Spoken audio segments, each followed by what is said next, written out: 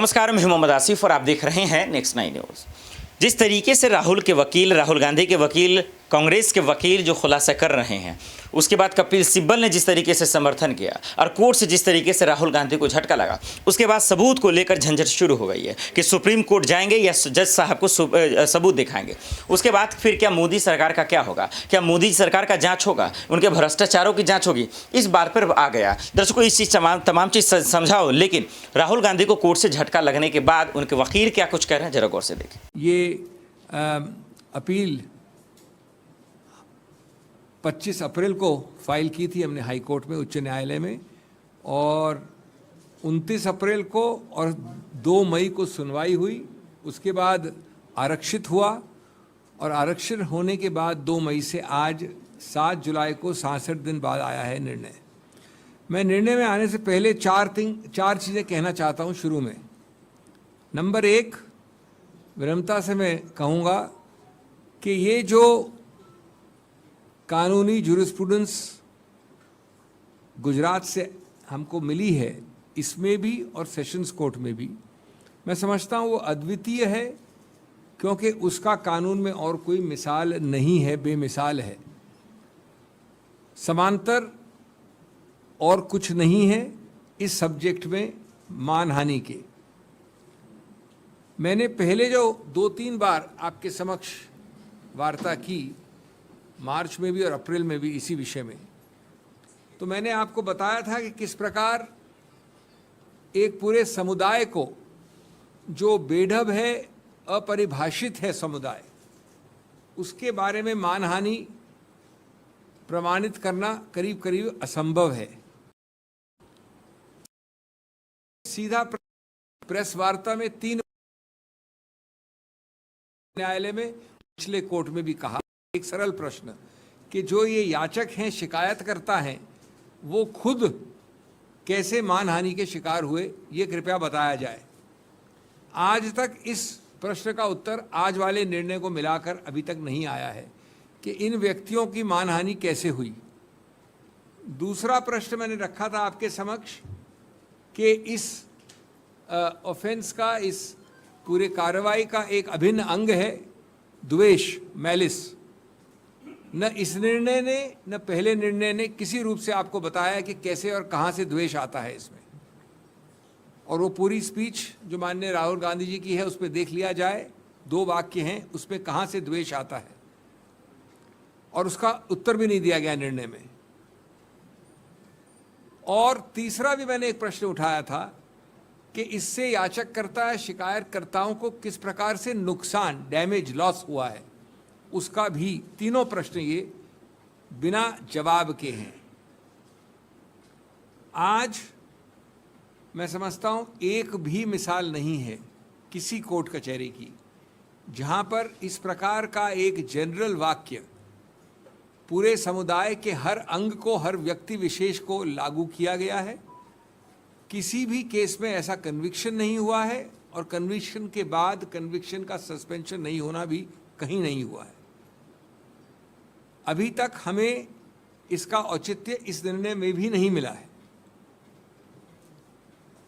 दूसरा एक और पहलू है कि बार बार जिक्र किया जाता है राहुल गांधी के और अन्य केसेस के बारे में।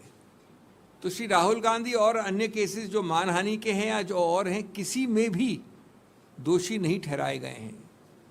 वो एक अभियुक्त हैं कुछ और केसेस में। एक अभियुक्त की हैसियत से उनके ऊपर ये टिप्पणी करना बिल्कुल गलत होगा, और बार बार इस निर्णय में भी इसका जिक्र होता है कि किसी अमुक केस में उनके विरुद्ध कुछ ऐसी चीज़ है, लेकिन वो किसी में भी दोषी नहीं ठहराए गए हैं। तीसरा, ये जितने और केसेस की बात होती है, उसका स्रोत, उन सबका स्रोत एक ही है। उन सबके स्रोत याचककर्ता, शिकायतकर्ता या तो बीजेपी के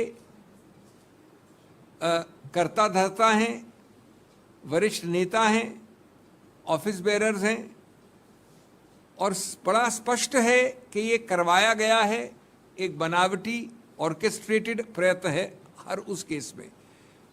तो जब सब जगह ऐसे केसेस हैं, तो द्वेष का सवाल कहाँ से आता है? द्वेष तो उल्टा याचककर्ता और शिकायतकर्ता से निकलता है, न कि अभियुक्त से। और ये एक ज़्यादा विशाल एक कॉन्स्पिरेसी है जिसका उद्देश्य है कि स्वतंत्र विचार और स्वतंत्र वाक्य और बातचीत पे रोकथाम हो, उसका गला घोंटा जाए और इस प्रकार की स्वतंत्र सोच कोई एमपी हो या एमपी न हो वो नहीं कर पाए।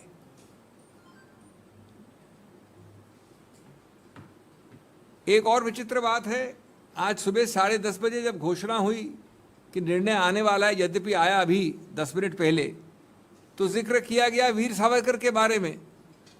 यानी इस निर्णय का जो अभी हमने देखा है, पैरा 63 में वीर सावरकर के एक केस का जिक्र है। रोचक बात यह है कि ये वीर सावरकर का केस दायर ही हुआ है 12 अप्रैल 2023 को, और श्री राहुल गांधी का दोषी ठहराना निचले कोर्ट्स द्वारा उससे 1 महीने पहले 23 मार्च को हुआ था।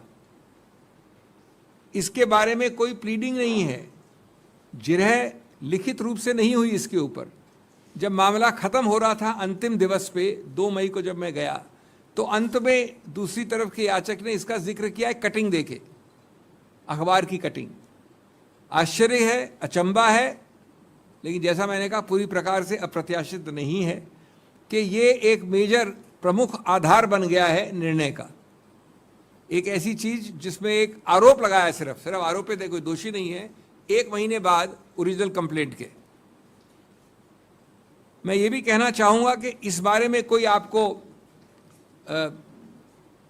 गलतफहमी नहीं होनी चाहिए कि जो ये मूल मुद्दा है, सिद्धांत है इस केस में, वो हम सबको, हम एक एक व्यक्ति को असर दुष्प्रभाव करता है, इन्वॉल्व हम सबको करता है। ये सिर्फ किसी एक व्यक्ति विशेष या राहुल गांधी या इनका या मेरा या आपका केस नहीं है।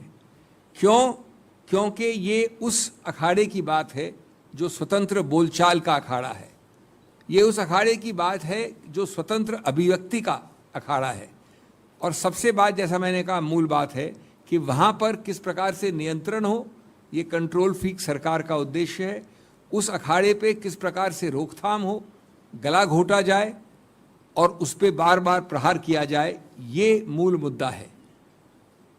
मानहानि के कानून को पूरी तरह से दुरुपयोग किया गया है उस उद्देश्य को हासिल करने के लिए। देखा आपने, अब सवाल तो है ही है कि जब इतना आपके पास सबूत है, जब इतना आप कॉन्फिडेंस से कह रहे हैं, तो फिर राहुल जी को जाकर बचा क्यों नहीं लेते? फिर आप सुप्रीम कोर्ट क्यों नहीं चले जाते? जज साहब को सबूत क्यों नहीं दिखा देते? अब ये सवाल तो लाजमी है, लेकिन वही सवाल ये भी है कि क्या जानबूझकर मोदी जी मोदी सरनेम मामले में आज राहुल गांधी को फंसा रही है? क्योंकि यही सबसे बड़ा आरोप लग रहा है। अब ये भी देखना पड़ेगा दर्शकों कि क्या वाकई में राहुल गांधी का अगला स्टेप क्या होगा, कैसे वे मोदी सरकार पर हमला बोलेंगे और किस तरीके से बचाते नजर आएंगे। दर्शकों, मैं आपसे आखिर में सवाल पूछना चाहता हूं कि राहुल गांधी के साथ जो हो रहा है, क्या वो जेल जाएंगे या बेल मिल जाएगा? क्या सुप्रीम कोर्ट जाएंगे तो सदस्यता वापस हो जाएगी? हमें कमेंट कर जरूर बताइएगा। साथ ही ये भी बताइएगा कि 2024 में राहुल गांधी वर्सेस मोदी की लड़ाई देखने को मिलेगी या फिर इस बीच में कोई नया चेहरा आएगा? देश दुनिया के बड़ी खबरों के लिए देखते रहें नेक्स्ट 9 न्यूज़। नमस्कार।